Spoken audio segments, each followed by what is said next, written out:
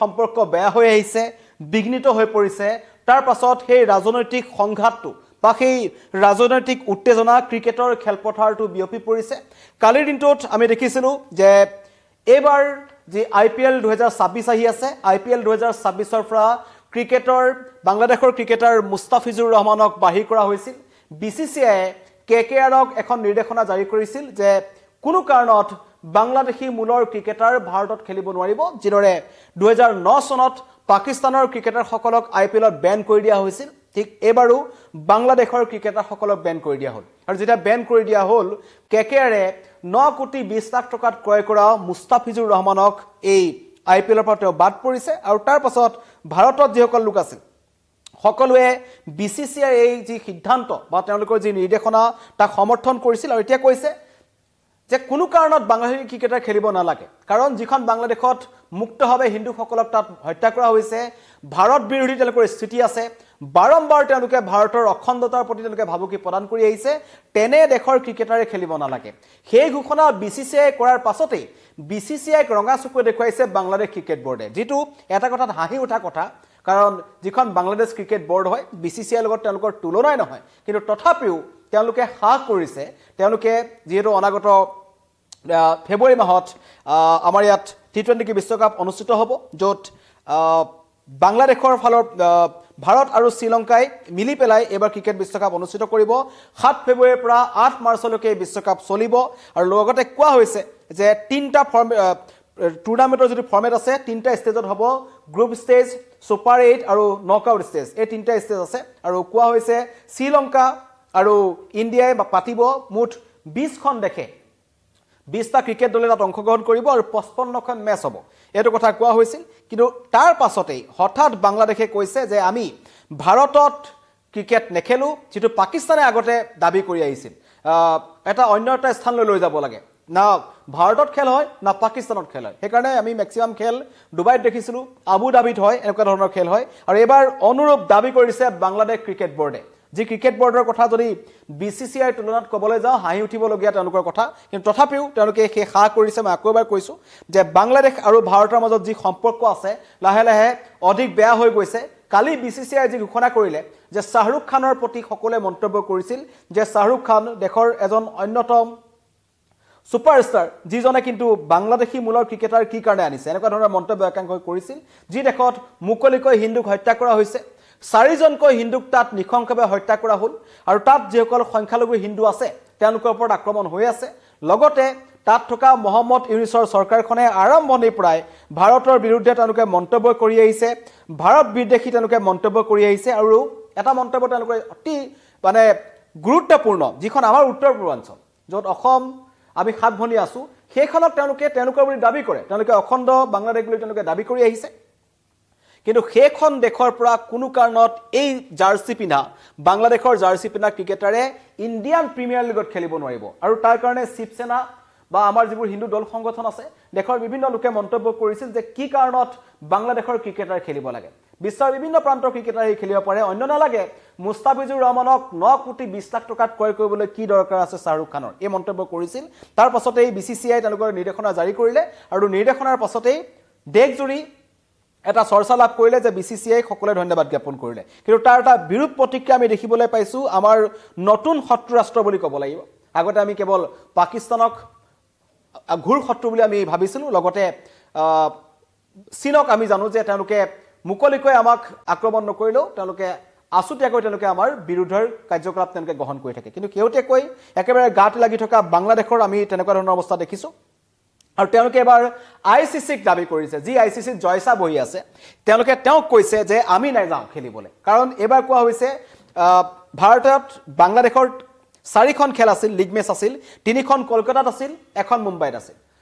3খন Eden গাৰ্ডেনত এখন মুম্বাইত আৰু তেওঁলোকৰ খেলসমূহ আছিল 7 ফেব্ৰুৱাৰীত বাংলাদেশ ৱেষ্ট ইণ্ডিজৰ বিৰুদ্ধে 9 ফেব্ৰুৱাৰীত ইটালীৰ বিৰুদ্ধে 14 ফেব্ৰুৱাৰীত ইংলেণ্ডৰ বিৰুদ্ধে আৰু 17 ফেব্ৰুৱাৰীত মুম্বাইত নেপালৰ বিৰুদ্ধে এয়া আছিল বাংলাদেশৰ ভাৰতত T20ৰ খুচি 4খন খেল তেওঁলোকে খেলিব লগা আছিল যেটো লীগ পৰ্যায়ত আছিল তাৰ পিছৰ খেলসমূহ নিৰ্ধাৰণ কৰিব ভাৰত আৰু শ্ৰীলংকাৰ মাজত কিন্তু এতিয়াই তেওঁলোকে কৈছে 7 ফেব্ৰুৱাৰীত তেওঁলোকে ৱেষ্ট ইণ্ডিজৰ বিৰুদ্ধে নেখেলে 9 ফেব্ৰুৱাৰীত তেওঁলোকে ইটালীৰ বিৰুদ্ধে নেখেলে আৰু 14 ফেব্ৰুৱাৰীত তেওঁলোকে কলকাতাত ইংলেণ্ডৰ বিৰুদ্ধে নেখেলে আৰু লগতে 17 ফেব্ৰুৱাৰীত যিখন নেপালৰ বিৰুদ্ধে মুম্বাইত খেল আছিল সেইখনো তেওঁলোকে নেখেলে তেওঁলোকে কৈছে যে সেইবোৰ খেল শ্ৰীলংকাত যিবোৰ ক্ৰিকেট ষ্টেডিয়াম ঠিক কৰা হৈছে তাত তেওঁলোকক দিব লাগে আৰু এই কথা তেওঁলোকে দাবী কৰিছে ICC কাৰণ ইয়াৰ আগতে আমি দেখিছিলোঁ যে নেখেলি বুলি কোৱাৰ পাছতো বহুবাৰ পাকিস্তানৰ দৰে ক্ৰিকেট দলে আহি আগতীয়াকৈ তেওঁলোকে ক্ৰিকেট ষ্টেডিয়ামত তেওঁলোকে হাজিৰ হৈ থাকে এয়া আমি দেখিছিলোঁ ইয়াৰ আগতো আফগানিস্তানৰ লগত হৈছিল ভাৰতৰ লগত হৈছিল কিন্তু যি ভদ্ৰলোকৰ খেল বুলি যি ক্ৰিকেটক কোৱা হয় আমি হেণ্ডশেক কৰিব লাগে ইজনে সিজনক কটু মন্তব্য বিশেষকৈ কৰিব নালাগে যিবোৰ ফুটবলত আমি দেখা পাওঁ মাৰপিট ক্ৰিকেটত নহয় কিন্তু এতিয়া যেন কৰবাত সলনি হৈছে কাৰণ সিহঁতকে আমি দেখিলোঁ যে ভাৰত আৰু পাকিস্তানৰ খেলুৱৈসকলৰ মাজত কোনো ভাল সম্পৰ্ক তেওঁলোকৰ মাজত নেদেখুৱালে মানে যি খেলুৱৈ সুলভ যি তেওঁলোকৰ আচৰণ থাকিব লাগে তেওঁলোকে হেণ্ডশেক কৰিব লাগে ইজনে সিজনক মাতিব লাগে সেইবোৰ আমি নেদেখিলোঁ এইবাৰ অপাৰেশ্যন সিন্দুৰৰ পাছত সেয়া আছিল ভাৰত আৰু পাকিস্তানৰ কথা কিন্তু এইবাৰ শিশু বাংলাদেশ আহিছে ভাৰতক ৰঙা চকুৰে দেখুৱাইছে আৰু কালি বাংলাদেশৰ যি ক্ৰিকেট বৰ্ডৰ উপদেষ্টা আছিল আসিফ নাজৰুল তেওঁ বিবিচিৰ হৈ বাংলাদেশ ক্ৰিকেট বৰ্ডৰ হৈ এটা মন্তব্য কৰিছে জয় শাহ নেতৃত্বাধীন কাৰণ এইটো এটা অত্যন্ত গুৰুত্বপূৰ্ণ কথা ICCত জয় শাহ নেতৃত্বাধীন তেওঁলোকে যাব আৰু তেওঁলোকে ইতিমধ্যে পত্ৰ প্ৰেৰণ কৰিছে বাংলাদেশৰ হৈ তেওঁলোকে দাবী কৰিছে যে বাংলাদেশৰ যি 4টা স্থান আছিল কলকাতাত 3খন মেচ এখন মুম্বাইত থকা মেচ সেইখন তেওঁলোকে শ্ৰীলংকালৈ পঠাব লাগে এতিয়া এই কথাটোৰ ওপৰত ICC কিমান গুৰুত্ব দিয়ে সেয়া লক্ষণীয় হ'ব কাৰণ ইমান ডাঙৰ একো কাৰণ নহয় কাৰণ যি বাংলাদেশৰ ফালৰ পৰা যি হিংসা দেখা পোৱা গ'ল তাৰ কাৰণেহে BCCআই এই সিদ্ধান্ত গ্ৰহণ কৰিছে আৰু BCCআই এই সিদ্ধান্ত প্ৰথমতে গ্ৰহণ কৰা নাছিল কাৰণ বাংলাদেশত ৰাজনৈতিক হিংসা আগষ্ট মাহৰ পৰা চলি আছে আগষ্ট মাহৰ পৰাই তাত সংখ্যালঘু হিন্দুসকলৰ ওপৰত আক্ৰমণ চলি আছিল আৰু আৰম্ভণিৰ পৰাই তেওঁলোকে বাংলাদেশে ভাৰত বিৰোধী স্থিতি গ্ৰহণ কৰি আছে অপাৰেশ্যন সিন্দুৰৰ সময়ত অতি নিলজ্জভাৱে 1971 চনত তেওঁলোকক যি ভাৰতে তেওঁলোকক স্বাধীনতা দিলে সেই বাংলাদেশৰ বিৰুদ্ধে তেওঁলোকে মন্তব্য কৰিলে চীনৰ হৈ তেওঁলোকে ভাৰতৰ হৈ চীনক তেওঁলোকে মন্তব্য কৰিলে লগতে তুৰ্কীক তেওঁলোকে এখন বিতৰ্কিত মেপ দিছিল য'ত তেওঁলোকে ভাৰতৰ উত্তৰ পূৰ্বাঞ্চলখনক সামৰি লৈছে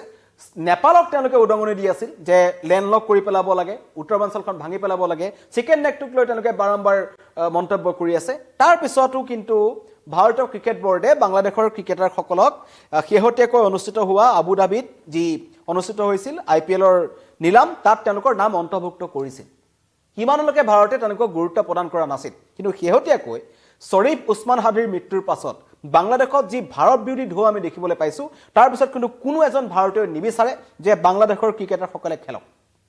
কাৰণ তেওঁলোকে ইয়াৰ পৰা কোটি কোটি টকা লৈ যাব কিন্তু তাত গৈ তেওঁলোকে ভাৰত বিৰোধী মন্তব্য কৰিব ভাৰতৰ বিভিন্ন ধৰণৰ সামগ্ৰী তাত বেন কৰা হৈছে ভাৰতৰ মানুহ তাত পালে বা হিন্দু লোক পালে তেওঁলোকক মাৰপিট কৰা হৈছে আৰু বাৰম্বাৰ কালি এখন খেল আমি দেখিছোঁ বাংলাদেশৰ ছ'চিয়েল মিডিয়াৰ পৰা যিবোৰ আমি ভাইৰেল তেওঁলোকৰ ক্লিপছ পাইছোঁ বা তেওঁলোকৰ যিবোৰ ফটো তেওঁলোকে শ্বেয়াৰ কৰি আছে ভাৰতৰ বিৰুদ্ধে মন্তব্য কৰি আছে ভাৰতৰ যি ৰাষ্ট্ৰীয় পতাকা আছে তাত তেওঁলোকে জোতাৰে গছকি থকা দেখুৱাইছে তেওঁলোকে বিভিন্ন ধৰণৰ অশ্লীল মন্তব্য কৰিছে ভাৰতীয়সকলক আৰু শেহতীয়াকৈ সামাজিক মাধ্যম যেতিয়া সক্ৰিয় হৈছে তাত এটা কথা স্পষ্ট হৈ পৰিছে যে বাংলাদেশৰ লোকসকলেও এতিয়া পূৰ্বৰ দৰে ভাৰতৰ দৰে স্থিতি তেওঁলোকৰ নাই তেওঁলোকে বাৰম্বাৰ ভাৰত বিৰোধী মন্তব্য কৰি আছে তেনে পৰিস্থিতিত বাংলাদেশৰ ক্ৰিকেটাৰে খেলিব নালাগে এতিয়া তেওঁলোকে ভাৰতক উভতি ধৰিছে যে ভাৰতত তেওঁলোকে খেলিবলৈ নাহে যদি খেলিবলৈ নাহে তেন্তে কি হ'ব এইটো এটা ডাঙৰ কথা আছে কাৰণ যদিহে খেলাব নোৱাৰে শ্ৰীলংকাই যদি কয় যে আমি 4খন মেচ দায়িত্ব ল'ব নোৱাৰোঁ তেন্তে বাংলাদেশে কি কৰিব কাৰণ এইটো আমি আগতে পাকিস্তানৰ ক্ষেত্ৰত দেখিছিলোঁ পাকিস্তানে নেখেলো বুলি কৈছিলে এবাৰ আগতে আৰু অৱশেষত ICCৰ ধমক পাই তেওঁলোকে আহি খেলিবলৈ বাধ্য হ'ল এয়া হৈছে বাংলাদেশ পাকিস্তানৰ নিচিনা কিছুমান দেশৰ কৰ্মকাণ্ড যি কেতিয়াবা হাঁহিৰ খুৰাক যোগায় কিন্তু এবাৰ আছে ICC বিশ্বকাপৰ কথা কাৰণ 20টা যি দল আহিব তাৰ ভিতৰত বাংলাদেশৰ নামো আছে 55খন খেল আছে আৰু তাৰ মাজত কেইবাজনো মন্তব্য আহিছে আচলতে ল'ব বিচাৰিছোঁ যুগান্ত পাঠকে লিখিছে ICCয়ে বাংলাদেশক কাণত ধৰি লৈ আহিব এনেকুৱা ধৰণৰ মন্তব্য কৰিছে দিগন্ত সোণোৱালে লিখিছে নেখেলিলে নাই হাছাউল হক চৌধুৰী লিখিছে ঠিকে লিখিছে সাহুল্লাহ আহমেদে লিখিছে এইবোৰ কি চলি আছে কি যে হ'ব এনেকুৱা ধৰণৰ মন্তব্য কৰিছে সকলো বাংলাদেশৰ ফালৰ পৰা হৈ আছে বাংলাদেশৰ ক্ৰিকেট বৰ্ডৰ ফালৰ পৰা কোৱা হৈছে যে তেওঁলোকে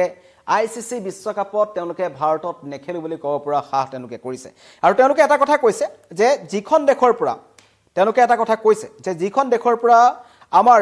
অন্যতম এজন বিশ্বমানৰ খেলুৱৈ মুস্তাফিজুৰ ৰহমান যিজনক সঁচাকৈ যদি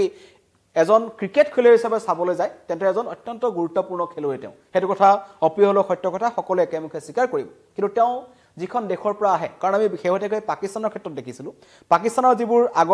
যিবোৰ খেলুৱৈ আছিল যিসকলৰ সৈতে ভাৰতৰ খুব ভাল সম্পৰ্ক আছে কাৰণ ভাৰতে 2004 2005 এইখিনি সময়ত পাকিস্তান ভ্ৰমণ কৰিছে তাৰ পাছত আকৌ ভাৰতে 2007 2008 সময়ত পাকিস্তান ভ্ৰমণ কৰিছে এবাৰ সৌৰভ গাংগুলী গৈছিল কেপ্টেইনশ্বিপ গৈছে তাৰ পিছত এবাৰ ৰাহুল দ্ৰাবিড়ৰ কেপ্টেইনশ্বিপ গৈছে আৰু এইখিনি সময়ছোৱাত ইনজামুল হক শাহিদ আফ্ৰিদি হক বা ৱাসিম আকৰম হক বা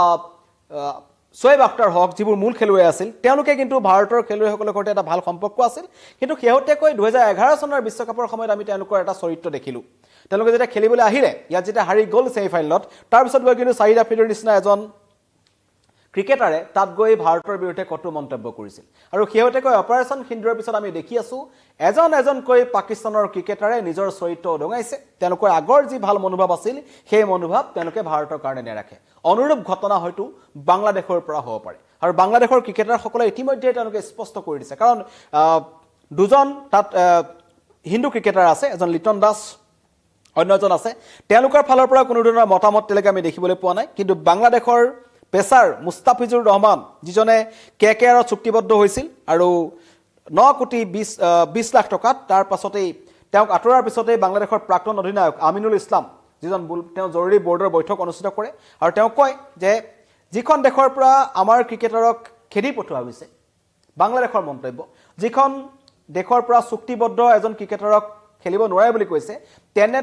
তেনেখন দেশলৈ বাংলাদেশৰ জাতীয় ক্ৰিকেট দলটো বিশ্বকাপ খেলিবলৈ যাব নোৱাৰে কাৰণ নিৰাপত্তাজনিত কাৰণ আছে এই ধৰণৰ মন্তব্য বাংলাদেশৰ ফালৰ পৰা আহিছে আৰু ক্ৰিকেট অনুৰাগীসকলৰ মন্তব্য আহিছে যে বাংলাদেশে খেলিবই নালাগে আচলতে টি20 এনেকুৱা ধৰণৰ মন্তব্য কৰিছে কাৰণ বাংলাদেশে নিজেই সেই জুইকুৰা জ্বলাইছে ভাৰত বিৰোধী স্থিতি তেওঁলোকে ৰাখিছে তাৰ পাছত তেওঁলোকে নিজে ইয়ালৈ নাহো বুলি কৈছে এতিয়া ICC এই সমগ্ৰ ঘটনাটো চাব কাৰণ ICCত বহি আছে জয় শাহ আৰু বাংলাদেশ ক্ৰিকেট বৰ্ডৰ কথা কিমান গুৰুত্ব দিব জয় শাহে বা ICCয়ে সেয়া লক্ষণীয় হ'ব ধন্যবাদ